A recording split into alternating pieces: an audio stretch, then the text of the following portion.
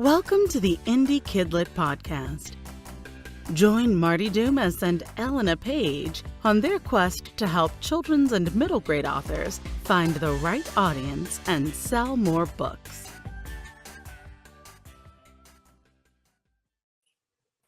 Hi, and welcome to the Indie KidLit podcast. I'm Marti Dumas. And I'm Elena Page. And today we have another author interview for you with Laurie Wright, who I think is our first Canadian author that we're... And I hope that we're right. Yeah.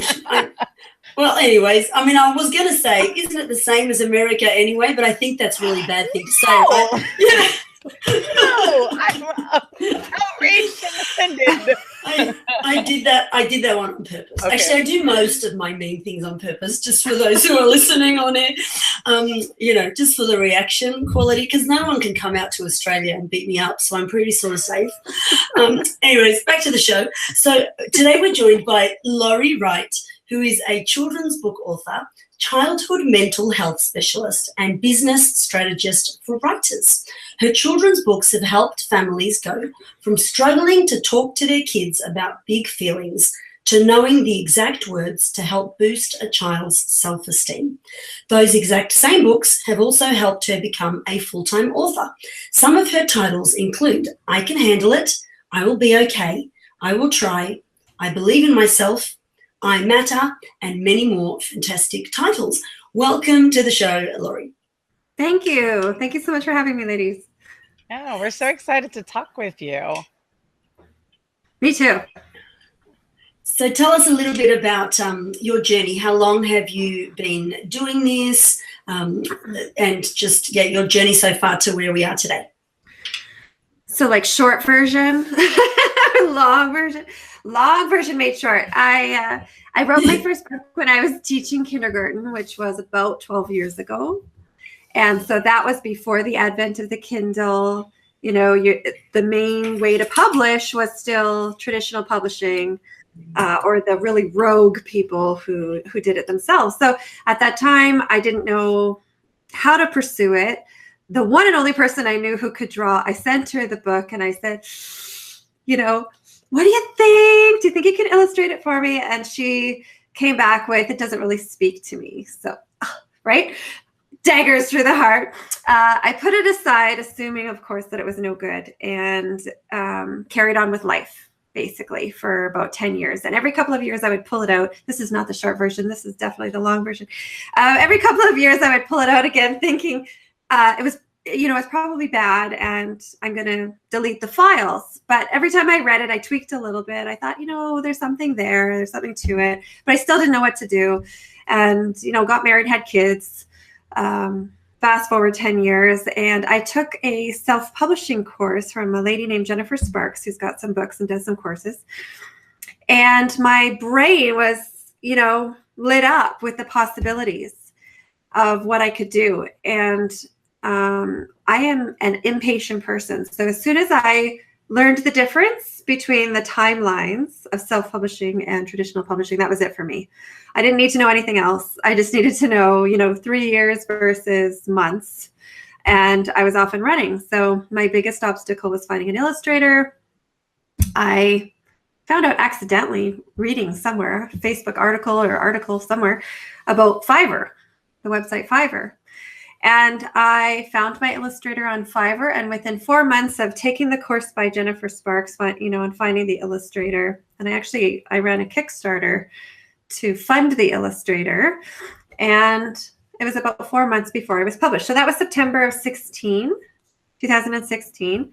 I published I Can Handle It, which is my first one. My mom bought a copy, my friends bought a copy, and then that was it. And I thought that's all that there was to publishing. Yay, I published. Really, that was my goal at the time, was just to have a book, right? Have a book to hold, have a book to show off and to talk about. And I assumed that was pretty much how it went if you self-published. And so I moved on to other things. I talk at teachers' conferences, and I did a TEDx talk last year. So, I just moved on to doing other things. Trying out other avenues somewhat related to the book. And in one of the Facebook groups I'm in, 20 Books to 50K, in April of 2017, a guy named Brian Meeks started talking, right? And he wrote a book on Amazon ads. And at that time, last April, he asked for people to join sort of a beta Facebook group, give him advice on the book, give him advice on how he could word the book to make it understandable, because he's very mathy, loves data. And I hadn't published my book as an ebook because I didn't think that kids would read ebooks, A, and B, I didn't really believe in promoting picture books as ebooks to children. So I just hadn't done it. And after being in his group for a little while, I was sufficiently inspired that I figured it out and put the book on Kindle and started running ads. And my life was forever changed for having done that. So I sold handfuls, a couple of handfuls in the 6 months it was published before running ads. And then it just steadily increased, selling 5 a day, selling 10 a day, selling 25. And now that first book sells 100 a day. And the other ones combined sell about 100 a day. So that first one that I spent 10 years tweaking is definitely doing the best. But that's the very long version, and it's time to go. No, that's the long version of my story. Sorry. No, that's brilliant. And to date, we haven't had anyone on that has really talked with us about their Amazon ad strategy. Like, I think that we know some people who are using it. Like, I dabble in it a bit. I know that Elena has dabbled in it a bit. Tell us a little bit about what you got out of Brian Meeks's plan. Sure. So Brian loves the data. So Brian says, you got to run the ad, you got to let it run for days and analyze the data. So every day I download a report, I look at the report. I'm not quite as into it as him, so it takes a lot of time. But what I compare is things like the impressions, the number of clicks, the spend, and the sales. And my strategy is kind of just, try it. So I tried everything that he said, and then you see a pattern of what works based on your books and for you, and then you just follow that. So for every new book, I generally start, so the type of ads that he saw a lot of success with his novels, I saw no success with the product display. So I don't do those anymore. I did try them. So I do the keyword ads, the sponsored products. And generally for each book, I start an auto keyword ad and then a manual one. And I pick some words and go for it. And I let Amazon pick words and go for it. And then I see which one runs. And because my ads, some people have a lot of difficulty getting Amazon to even spend their money. And I have the opposite problem. I have to calm it down because they will spend my money. So I generally pick one or the other and either reduce the budget or just pause it altogether. And so Brian's a big teacher of copywriting versus, what you use to write your books is a lot different than what you use to sell your books. And I believe in it. It makes such a huge difference. So when you're writing your ads, you got to catch the people. And in our case, it's the parents or the teachers or the counselors. But yeah, it has to have a hook. It has to be catchy, short, sweet. It's got to get them. So I want to interject. Yeah, I want to interject on that because I don't want to brush over the copywriting part because, we chatted online a little while ago, and I actually, this is what actually happened. I said, I want to hire you. I exactly said that. And Laurie was like, hire me? Like, I'm happy to look at your book. So she did. And within 5 minutes, I'm not even exaggerating, you shot back these I think it would have taken me 10 years to come up with that. You shot back these fantastic. First of all, you fixed my blurb up. Well, first of all, I used your words. I just rearranged them. It was your words. You rearranged my words, fixed my blurb up. You said, God, it goes on and on forever. No one's going to read that, which is true. And sales instantly started to change. This is actually true. I wanted to ask you. Yeah. Yeah, they did. And then I started new ads because not only did you fix up my blurb, Laurie's fantastic. She shot me through these three and used these three versions for your Amazon ads. And I'm like, seriously, Laurie? You're amazing. So I put them up. And again, so tell us all a bit more about what's your logic? How are you doing it? When you say catching the parents, what sort of language, what's the approach? So first of all, I'm so glad that you said that, because often people will be in these groups and I'll look at their books and do I say something or do I not? Because I don't want to sound obnoxious, right? Like, here, write this and it'll be better. So I'm so glad that it helped and that I wasn't that obnoxious.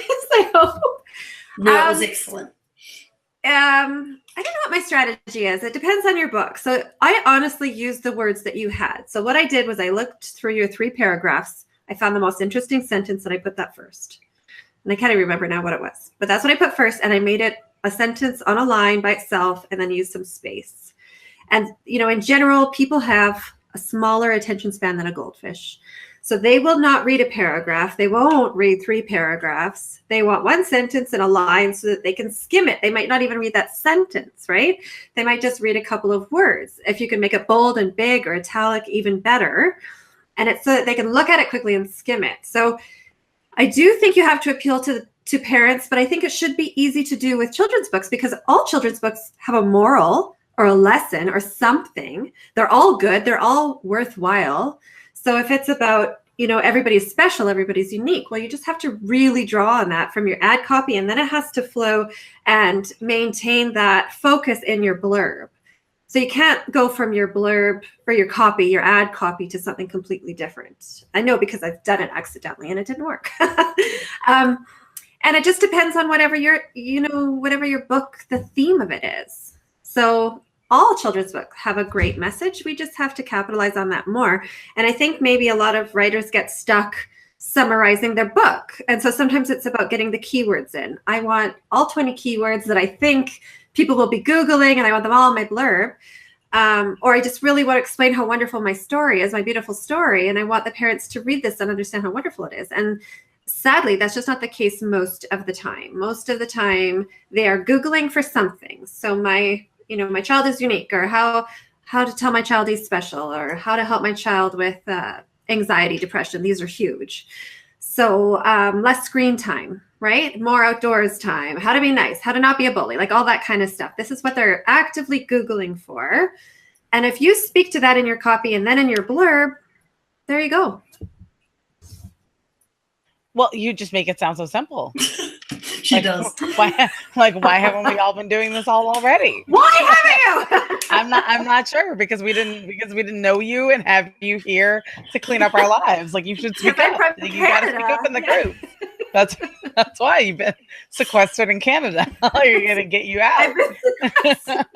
I won't bring you here. It's not. It's much worse here. But yeah, we'll try to get the word out. Yeah. Okay. So I am really interested to know how you combine things, because even when something is a great idea, it's not necessarily the thing that like ends up resonating with people. So like when you are testing your ads and like copy combination, like how do you, like, what's your process like? My very awesome technical process is just try it all and see what works and pause what doesn't. And so like how many ads will you have running at a time then, Laurie? Just the 1 or the 2? Per book. Okay. So maybe 10 at a time, because they don't all work. So what I cross my fingers and hope for is that enough people will find the 1 book and go through the series. It's not quite the same as novels, and then a series of adult novels where you can just advertise the first and then hope they find the rest.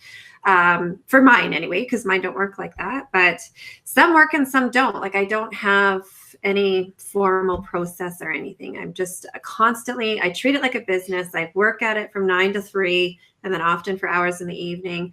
And I'm just always trying to tweak and improve and do that. And, just that you find your patterns of what works. And for example, my books are, they're concept books. So it's not really even a story, but they're main characters and it's either a boy or a girl. And so far, it seems like the boy stories sell twice as good as the girl stories, which I don't understand. And so I'm going to have to test that. The next one's going to be a boy, but I have had some reviewers say things like there isn't that much information for boys out here on the subject of emotional health, right? So I didn't even think about that. And then I had 2 girl stories in a row and they both kind of haven't performed how I expected. And so it's just one of those things. You pay attention to it and you try to watch for the patterns and analyze it. Right. It also sounds like you're trying to, and I'm going to say a thing, but then it maybe is wrong. So you'll correct me, right? So Okay. Yes. it sounds to me like one of the things that you're saying is that you are giving people a thing that they need, right? So Yeah. you said like where you're like the parents are saying in reviews and things, there are not that many books for boys. So now you respond with like another book for boys. Is that like a conscious part of your strategy, or is that just a thing you are looking into, or am I wrong? No, you're right, for sure. So part of that is I feel like what I've done accidentally is right to market, because anxiety and depression and mental health are huge, huge topics right now. So right to market for children, in that parents are looking for these topics to be covered in children's books, right? And the second part of that is I do read my reviews, and I try to ignore the bad ones, but of course I can't. And I try to take the information. And I think that I got that from a group. And I don't remember if it was Brian in particular or the 20 books group or what it was, but it was read the reviews, because you're going to get keywords from your reviews, which now Amazon has just done for us, right? When they've put it in the boxes above the reviews on some of the books. But you're going to get keywords to use. You're going to get sentences you can use, and you can take a real person, a real writer's or readers' words and directly use that in your description and your ad copy. And so I started doing that. And so I guess maybe without thinking about it a lot, I have somewhat given them more of what they want. But what I've also found is you can never please everybody, because there's always something wrong. So now I'm actually at this point where I'm overthinking it. So I'm going to my Facebook page, and I was doing my next book is I'm Proud of Myself. And so I thought, well, I'm going to do one about this boy, of course, who's getting on an airplane, and he doesn't want to get on the airplane. But after he goes through these things, he's proud of himself because he did it. And then I thought, well, shoot, I'm going to be giving these kids a fear of airplanes, and they don't have a fear of airplanes already, because that's some of the reviews from some of my other books. So I have been overthinking just a touch, perhaps. I mean, perhaps, but like also like the focus is you're able to say who your books are for really, really easily. So do you know who your books are for before you write them, and therefore you know who to sell them to? Or is that a thing that you're back engineering? I think with this series, they're for all kids from, I'm going to use a word, all like typical kids from ages 3 to 8. And I say that trying not to be offensive, but some people have reviewed and said, my child experienced abuse or trauma or neglect, and this absolutely is not for this child. So that wasn't ever the intention. I have gotten a lot of reviews and feedback from counselors and things like that, where they say they are useful. But I have 3 kids, and I pull from their language, and I watch them, sometimes weirdly, like at the pool, and my daughter freaks out to go in. I'm like, oh yeah, that's good stuff right there, right? So I'm plugged in, I think, to what a lot of kids say and do and feel and think. And it's irrational in large part to adults. But I get a lot of people who say, this happened in my house today. Like it's like you were listening to a conversation in my house. So I don't know that I'm doing it reverse. I'm doing it all the time in my house and just putting it into the books. Mm-hmm. Yeah, that's interesting. And, like if I can interject as the therapist part of me, the therapist, Elena Page, like having consulted with real life clients, now mostly women, for over 20 years. And and I imagine your books similar, like not the same, but imagine your books are consulting with clients, they're out there actually, like whoever's reading them. And there's a lot of different people in the world who have had a huge amount of experiences. And what I sort of learned was that, there's nothing wrong with actually saying, this is actually the sort of client that I love to work with. So that doesn't mean that I don't work with, people who've been abused and, like all sorts of things, not just abuse, you name it. But there's a particular thing that is like my favorite, the one that I feel is my strength. So all I'm saying is, and maybe your books don't have to be everything for everyone. Right. Yeah. Yeah, it sounds like you have pretty well narrowed them. Even in you're saying they're for all kids who are typically developing between 3 and 8. So then that that's you see what I'm saying? Yeah. That's actually pretty narrowly focused, particularly getting to talk with a decentish amount of authors. I probably talk with fewer than it seems like I do, but a decentish amount of authors. That's relatively rare. Like the number of people that I know who say my story's for literally everyone. My story, yes, maybe, but also knowing who you're talking to is a really big deal. So you said to us, parents, school counselors of kids who are between the ages 3 and 8 who are typically developing. What? Right. Okay. Yeah. So then that's okay. So I got it. And you said all those things, right? So then that I wonder if that helps you to be able to focus your message, because your copy, you're talking to people, right? So then, how does audience play into your copywriting? I try to think what would stop, like, for example, me. So, for example, I just wrote some ad copy for the book, I Will Try. And so one of the pages is the girl doing this, right? So anybody who's had a little child at about 3 has encountered this, right? With a no, I'm not going to. And so that's the picture that was in my mind. And the ad copy came out something like our crossed arms and pouty mouths. I don't know what I said. Common in your house, question mark. So if you ask them a question, psychologically, people want to answer it. So it's a good thing in your ad copy to start with a question. And then, this book is for you. Get it now. Something like that. Very, very short, very simple, but tried to paint a little bit of that picture of the child, because I think we can all relate if we've been around a child like that. Yeah, that's amazing. And it's also literally talking directly to the person, which that's great copywriting. That's really good. Yeah, that's really cool. Okay, so you are now a full-time writer. Congratulations. Thank you. The truth is, I was a stay-at-home mom, not working beforehand, so I didn't have to leave a job or do anything like that. But okay, we don't try to diminish our accomplishments here, so I'm going to do that again. So congrats, that's amazing. Getting to be a full-time writer, that's really awesome.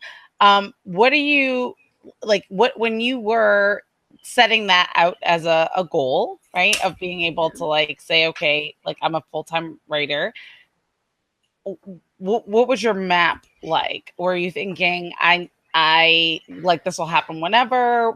Did you have a little timeline for yourself? Were you thinking I need to hit a certain dollar amount? What did that look like for you in terms of planning? Oh, you guys are gonna hate me. I never saw myself as a writer. I see my writing skills as the worst part of all of my skills. I love the marketing. I love the ad copy. I know. It's bad. So I never saw myself as a full-time writer. The first goal was get the book published, and then there wasn't anything else, and then nothing else happened. So then it was find something else to do that I enjoy in this area of children's mental health that I can help them, right? And then when I found the AMS ad thing, and they started selling, it was crazy and it was exciting. And I saw that it was coming, but something always to remember is they pay you 30 days and 60 days later. So my ads were spending, my credit card was getting racked up, and I saw the money coming in 30 days, but it wasn't pure bliss and delight at that, because it was also that stress of, holy crap, my card is going to be maxed out. I don't have any money coming. What am I going to do? So I'm really a pantser through and through in my life. I'm not a huge goal planner. Once I started seeing the potential and how it was going, the money started coming in a little bit. I have a 3-year-old, and I used to run, up until last month, an entrepreneur group in town. So I said I have the money, I'm going to put him in the day home for about 1 day a week. I'm going to go run my group, come home and work on my books.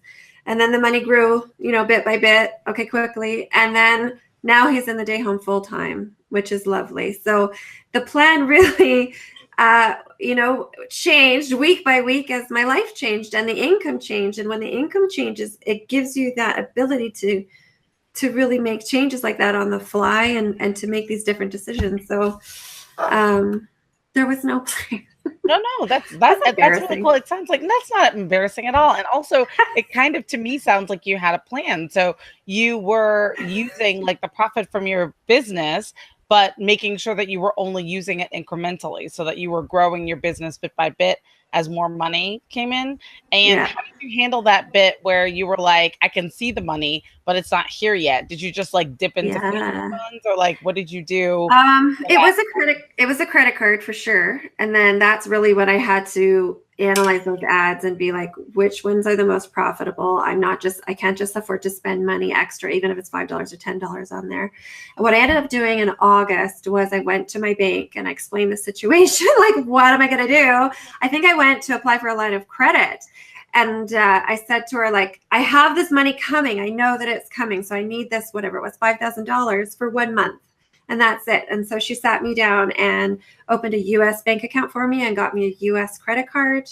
And it changed the world again. And then I didn't have to wait for those checks, right? You get the checks in the mail from CreateSpace and they would just put it right in. There was no minimum or anything like that. And then the ads, gets automatically billed to my credit card. And that was fantastic. So I didn't really ever have to, live on the streets or anything to pay for my ads, but there was some stress. Yeah, that's cool though, because I feel like I know people who are on like two ends of that, like either end of that spectrum. So it's really cool to hear you kind of being in the middle. So like I know people who are like, I have to completely plan this out as a business entity, like completely planned out business structure and completely funded before I ever get started, right? And then I know people who like don't count the money that they're spending.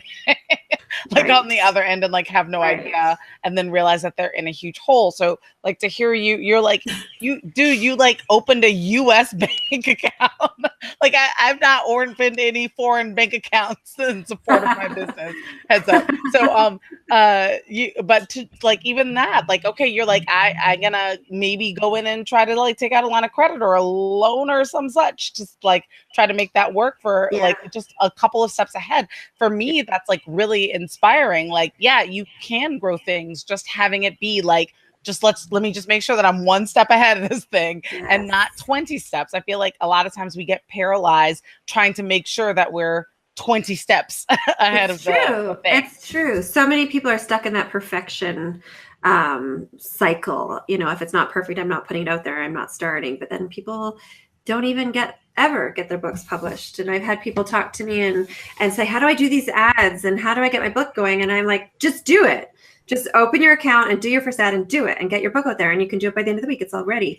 And then weeks and months later, they're still not there. And I feel like if I can do it knowing nothing, like I did weird stuff because I didn't know and still be successful. Like there's no reason that people shouldn't at least try, right? At least take that step. Maybe it's my impatience. Something you said like just rocked my world, changed my whole perspective. I swear. Uh-oh. There we go. Of course, everything I say is always laced with a little bit of drama, as you all know me so well by now. But seriously, because what really stood out to me about what you said just a little while ago was you never thought of yourself as a writer. And you sort of, in some ways, what you're saying is you still don't, but you are. But you think of yourself as a children's mental health specialist. And that to me actually makes a lot of sense in terms of why you've been so successful marketing versus somebody else, probably anyone else, because now just stay with me, people, stay with me. So because what you're actually saying is you see yourself as that. So, you did this TEDx talk or you're doing all these other things and your books are one of those things. And so your messages, everything you say, whatever you do is actually as a mental health specialist, a children's mental health specialist, rather than I've got this book, it's about a little kid, which is how so many of us are talking about things. Because like for me, it's like I've gone on this journey and I'm like, now I'm a writer. And then I'm like, I don't know how to talk about this all of a sudden. It was so much easier when I wasn't one. Just talk to that a little bit, because I think that even somebody who like writes werewolf fiction, still like, are they just a writer or are they a werewolf enthusiast? So Elena wants you to tell us how to sell our dragon and magician books. Now go. How to sell our dragons and magician. Perfect. Yes. So that's harder because, and I'll tell you, I have firsthand knowledge because I thought I'm going to try this theory of writing ebooks, selling, running ads to the first one and letting all the series sell. And it's a funny story. A local lady emailed me and she said, I found you on Instagram and we're like twins. She said, I'm in the same town. I was a teacher. I'm a self-published author. And this is so weird. I don't even know why I'm writing you.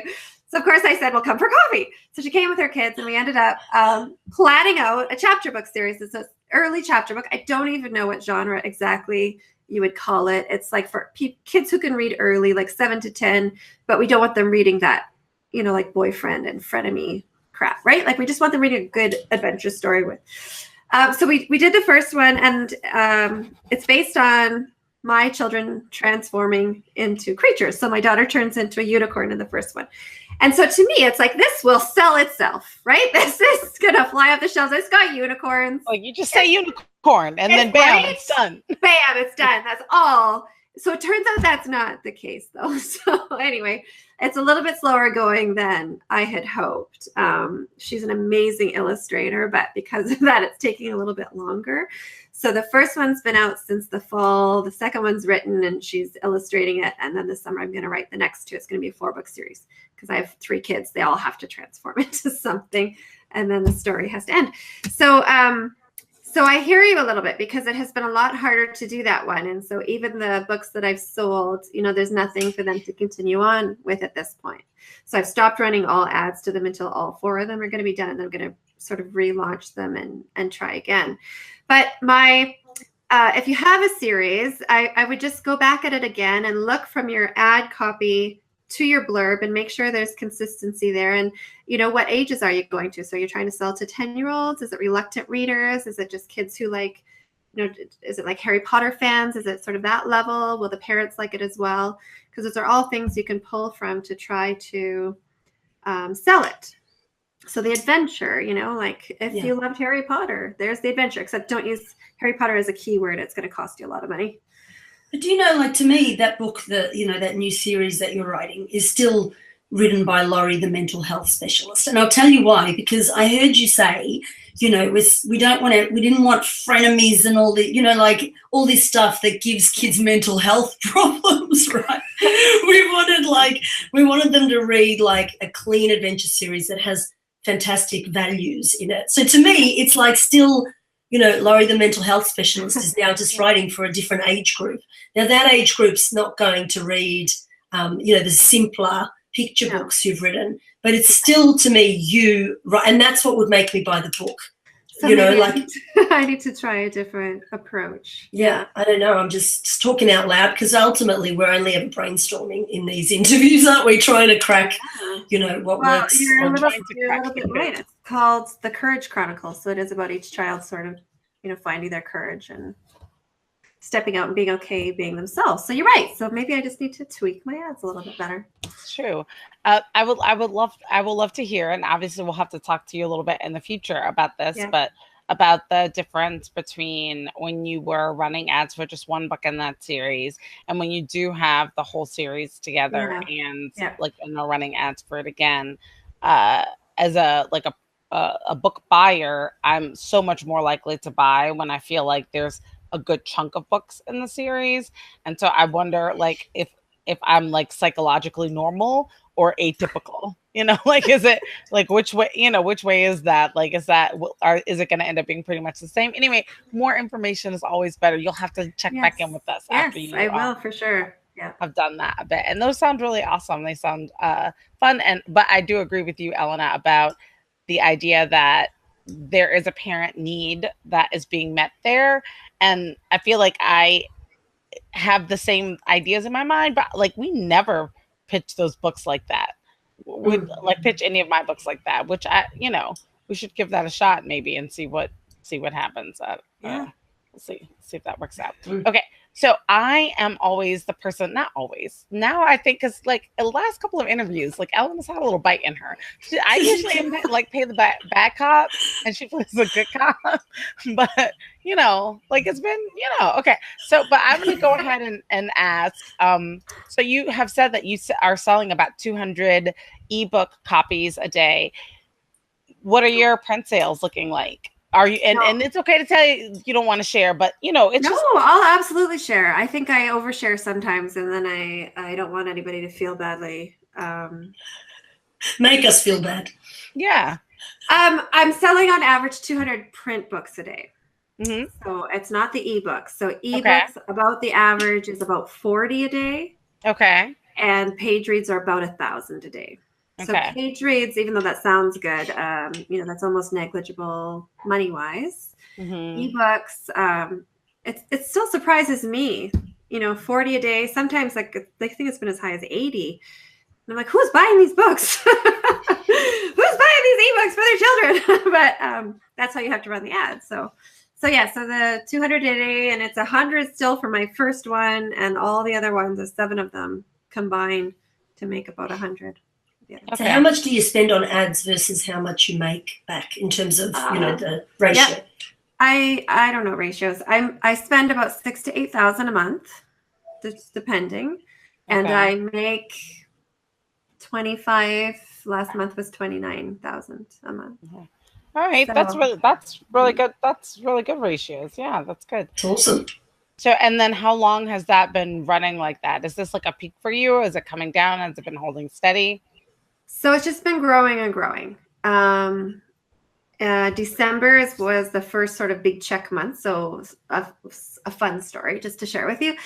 In November, early November, I was still running ads. It was blowing through my money like crazy, but my book sales on Create Stays stopped. And so I emailed a couple times and, oh yeah, it's good. It's fine. It's normal, whatever. I'm like, no, that's not normal. No. So finally I called them because of course you can get them on the phone so easily. So I should have done that to start with. But anyway, the guy says, so when did you first publish? Which title? Okay. I'm going to put you on hold for a second. And he comes back. He's like, so just remind me, like, what? Like, he just wanted to make sure everything was right. He said, so Amazon has like ordered some copies for the Christmas rush. I assure you it's normal. And you'll see that come through, in the next week or two in your sales. He said, I don't know if it'll be one chunk or book by book by book. And I said, well, like how much? Because he sounded funny on the phone, right? He sounded like it was weird. He's like, well, a lot. It's okay. It's normal. It's totally normal. So I'm like, what? So 2 days later, a sale goes through for 8,500 copies of the book, which is insanity, right? 8,500 copies. I'm like, yeah, okay, yeah, that's a lot. Craziness. And so I got that check. I don't know what that was, 30 or 40,000 at the end of December. And so kind of since the end of December, now that was a high, obviously high one, but I've done 3 more books. And so just every book just adds that little bit of money. So just kind of been a little bit up and up every month, pretty much. And I had somebody approach me to be my agent, my foreign agent. Is that what you call them? That's my foreign agent. Sounds good. Right? It sounds good. And so now they're being translated into some other languages. So that adds a little bit of bonus money as well. So that's fun. Very cool. All right. Mm-hmm. So we hope that like keeps up for like at least 5 to 10 years for you. Yeah. Wouldn't that be something? Like that's crazy. Yeah. I'll let you know when it starts going down, and then I'll come back out and be like the crying person. But yeah, it blows my mind every day. So can we talk a little bit about reviews? Because I notice you get, they climb every day. Like if I ever check in on your book, I'm like, why are they going up by 20 reviews in a day? Oh, really? well, only because I was looking at it, leading up to the interview. But, like it seemed to climb, like pretty consistently. And I feel like mine have just hit the wall. And I'm like, I don't know how to get reviews. I'm honestly thinking of just going standing in the street and flashing people and just promising them a flash if they leave a review. Let's not do like, that. Why did I review my book? I don't flash people. I will leave my clothes up there. I do have a small email list. So I don't even remember. I have to revamp the whole, what do you call them? All the emails, because I don't think they're very good. But I think in one of them, I asked for reviews. Every time I do a new book, I ask the whole list. It's about 900 people. So I say, does anybody want to read this? Give me their feedback and leave me a review on the day that I open. And I've learned from Mark Dawson, and he says, be really honest with people about why you need the reviews. So I always say, can you leave me an honest review? And the reason is it boosts my visibility on Amazon. It helps the algorithm, whatever. And I always say honest. I just want an honest review. And people have left me, I don't think any of the people from my list have left me a 3-star. They've definitely left 4 stars. I haven't paid attention enough to know, but it's not like they're all leaving me perfect 5 stars. So I generally get 40 to 50 people who say, yes, I'll leave you a review, and about 10 do. And this also happened, when was it? May, that Amazon changed that $50 like a lifetime to $50 a year. So that coincided right with one launch of my book, and almost nobody reviewed it. And there was about 40 people who I'd get sent an early copy to. And I'm just going to assume that a lot of them maybe were stuck in that we're not able to. And also you can't outside of your country unless you've spent $50 in that. Like, so for me right now, I can't on Amazon.com. I can only leave reviews on Amazon.ca because that's where I shop from. So I learned from Mark Dawson, and Mark Dawson says once a week, he puts it on his Facebook page, and he says, hey, if anybody's read any of my books, can you leave me a review, an honest review, because it boosts my visibility. And he says he does it once a week. I am not that frequent. I do try to put it out there every once in a while. I try to, when I have a new book, talk about it a few times and use that sort of psychology, like, thank you so much. If you've left me a review, it helped so much. I appreciate it. I love all these honest reviews. Thank you so much. and then I hope that spurs some other people to do so as well. So that's about all that I do. Cross my fingers. No flashing. That's great. And you're getting a really high volume. Like at a certain point, like when you hit a certain number, like people start leaving their reviews, and it's never going to be as quick as an author would like, because readers don't read the books as quickly as we would like them to. So I think there's like a little bit of lag time, but they'll come in. Like you're moving lots of copies. They will. So the book that sells 100 a day, I think it's a whole a bunch of factors that go towards that, right? So for one, it sells 100 a day. For two, that's already got the 200 reviews, and people are obviously looking at the book and seeing the movement. I'm sure that feeds into the algorithm, and so that more people see it and all that. So last week I had a bit of a glitch with it, and the ebook wasn't available for about a week, and the ranking went way down, about 500, 600 down. And the sales went down. So they're almost back up now about a week later. But what I really noticed is that everything slowed down. Like it's obviously all very tied together. And, that's just my feelings. I don't have the numbers or the data, and I don't have the inside information, but it all goes together. So as your book rank, it might not really matter your book rank, but it all ties in together, right? With how much it's seen and how much it's bought, and then how many people leave the reviews for sure. So that book it's been out for the longest. It's been out for about 18 months, sells 100 a day. It has just over 200 reviews on it. And another funny story, if you have the time, because I'm a talker. Sure. I don't know if this is funny or not, but speaking of reviews, on that one book that sells 100 a day, there's the first comment is fairly negative. It's a 3 out of 5 star, but it's fairly negative. And the tagline says, avoid, avoid, avoid. Oh, God. Oh, that is like the best advertisement you could ever get. I don't know. Who would have stopped to read that to figure out why we need to avoid, avoid, avoid? Oh, maybe you're right. Maybe that's why it still sells. I never thought about it. When I first saw it, 200 people had already clicked the found it helpful. And I thought, what do I do? This is horrible.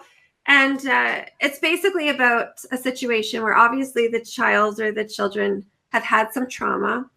And so the writer is saying, why would you ever encourage a child to fall asleep by crying themselves to sleep? So in my book, that's one of sort of the silly suggestions. I can't get to sleep. What am I going to do? Well, I'm going to count sheep. I'm going to cry myself to sleep. Now, in a typically developing child, this happens. Kids cry themselves to sleep, and then they often get to sleep more quickly and sleep better, right? So it's not like I'm encouraging it, but it is one of the things. So anyway, there was a big review about letting them fall asleep crying and why would you ever do this? This is so traumatizing. And so right now there's close to 2,000 people have found it helpful. And so it's going to stay the first up there forever and ever and ever, because there's no way that 2,000 people are going to find it not helpful. And it still sells. It still sells that well. So that's the funny part of the story, I guess. But maybe you're right. Maybe it's like, come and read me. Should be like, thank you. Now I have to stop. Now avoid. But oh my gosh, it's still got like whatever high ranking. What do the other people say? You've just like had like a yield caution, slow down. Like people have had to slow down and look at the book. You should send that person like a whole basket. Like you should send them muffins, cookies, flowers. It should be the whole business. That's maybe the reason it sells. Who knew? Do you guys want me to go and leave a horrible review? Yeah, do that, please. Only if you can make sure it has 2,000 upvotes. Like only if you can make sure it does that too. Yeah. Okay. Yeah, funny thing is I actually saw that review when I looked at the book. This is no joke. That stood out a lot. And I was like, really? So I because I've got Kindle Select, and I don't usually, I'm slack. Marty will read people's books before we interview them, but I don't. And I was like, I've got to read this book. Is that true? Does she say for kids to cry themselves to sleep? I actually did that, and I read it and thought, oh, seriously? No, that's what the hell? Like that's not. No, it's a great book. Like what? But so you're right, Marty. I think it does. I think it gives you sales. Definitely muffin basket sent out to that person. I have this funny review, my only one on Canada, that says this woman is a hypnotist and is trying to hypnotize our children. Oh, that's amazing. You should screenshot that and put it on your Instagram page. I will hypnotize them to sleep. Oh dear. That's amazing. Okay, so I just have one more question that is kind of in that range, and that is in like, what do you, if you were telling people who are coming in right now who are trying to like say, we come across a lot of people who have a sort of, I'll say, negative outlook about the viability of being able to write for children full time, and they say that those of us who do are unicorn lightning strikes, that it's not a normal thing that could happen. What advice would you give to people who are starting out so that they don't necessarily feel that way? So my advice is to do that right to market kind of idea. So look around, talk to your mom, friends, and your sister, and hang out at the playground and see what people are talking about. Are they talking about how their kids need to have more time outside? Are they talking about screen time and bullying and anxiety and depression? There are hot button topics going on. And most likely it's been the same for the past 20 years. But people these days have the internet. Their first resource always is Google, right?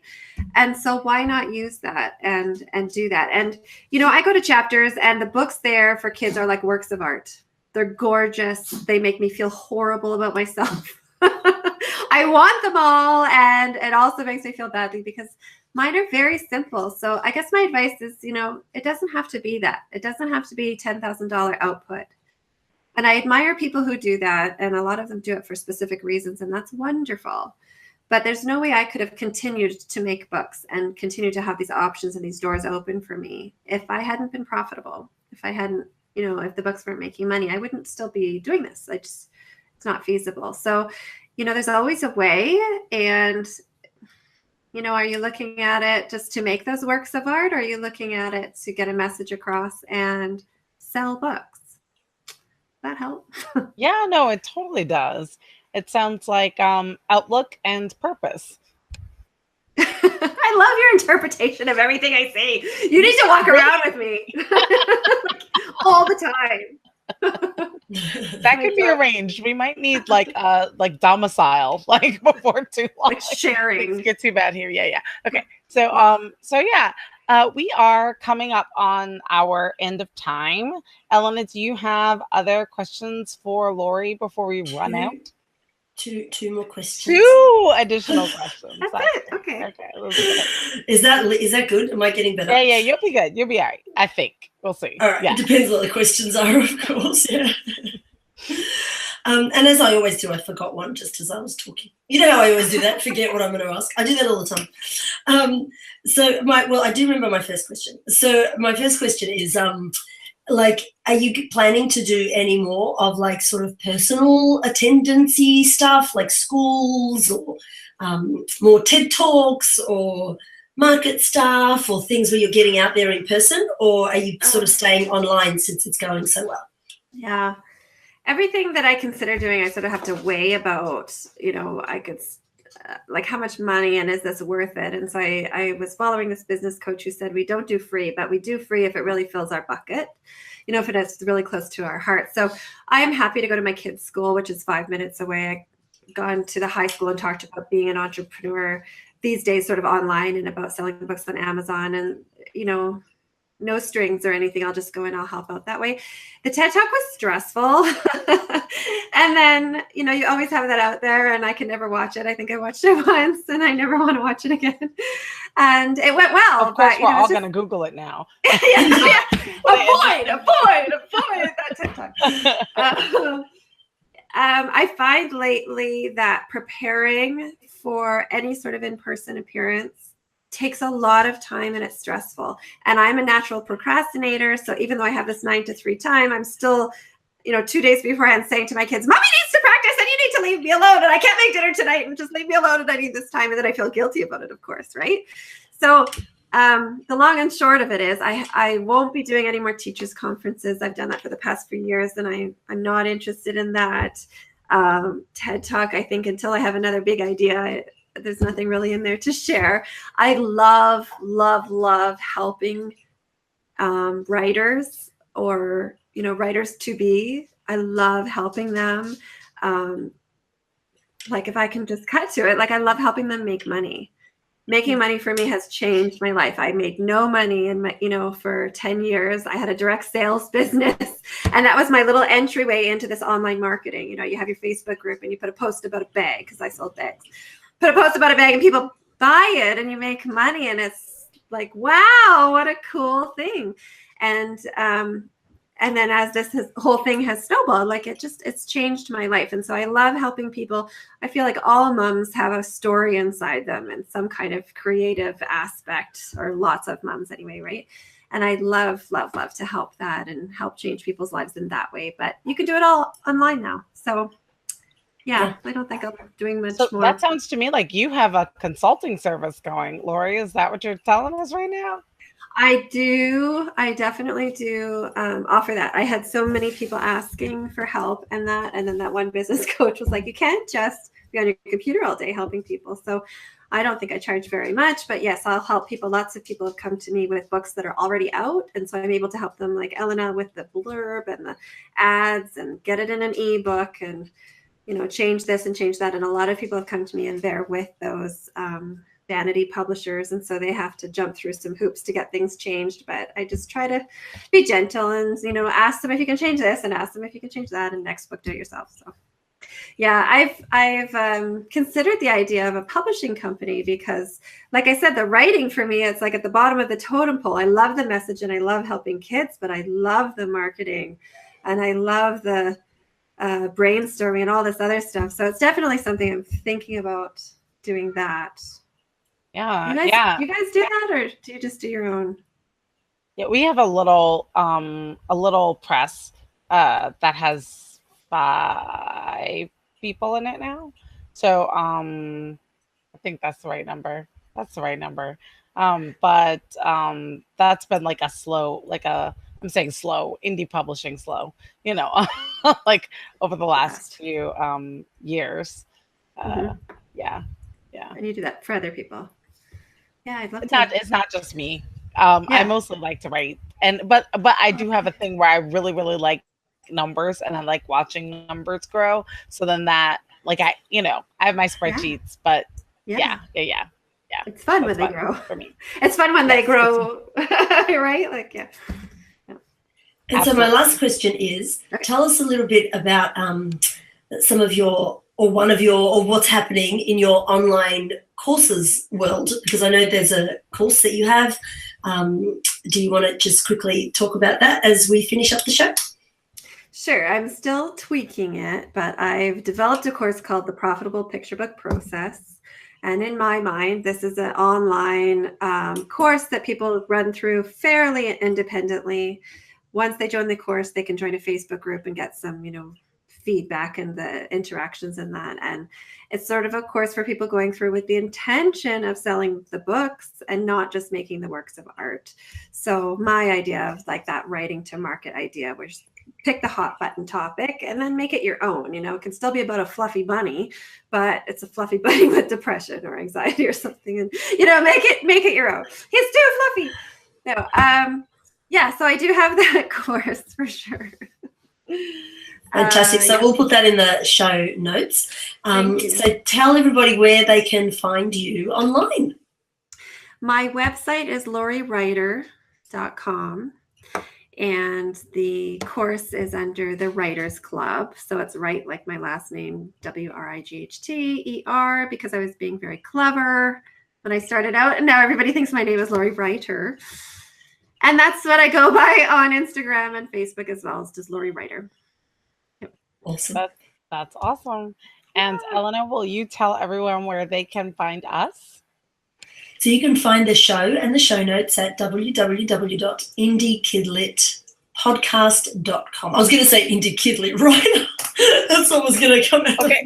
Well, we have to say that because one of us has to be able to get it right. Like I can't get it right. So then you have to be able to get it right. Podcast, not writer, podcast.com. Well, thank you so much. We've learned so much. Talk to you. It's been really great. We're going to have you back on because we've got two things. One, we never tackled the whole concept of like, would you ever do a primer free? Don't even answer because we'll just talk to you another time. And then once you start like really deeply, because your books that you have right now are story, but they're nonfiction essentially. Yeah. So then when you like start to dive deeper into the world of fiction, we're going to want to have like a part 2 with you just about the fiction. Yeah. Yeah. Sounds good. Yeah. I got lots of ideas. So. All right. Well, super exciting. And we will talk to everybody soon. Thank you. Thanks for having me.